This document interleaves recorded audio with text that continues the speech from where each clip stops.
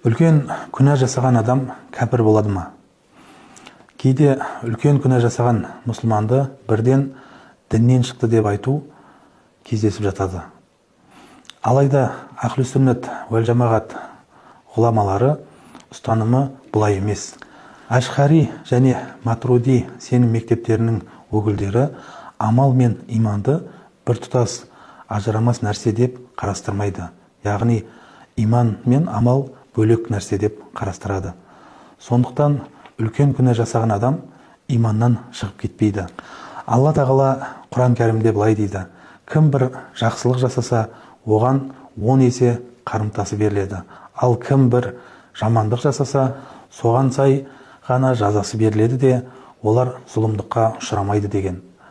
Ахлу сүнна ғұламалары күнә жасаған адам Алланың қалауында болады дейді.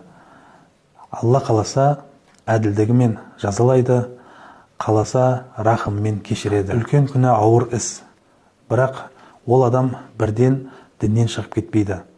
Мұсылман әрдайым тәубе жасап, Алланың рахымынан үміт үзбеуі керек болады.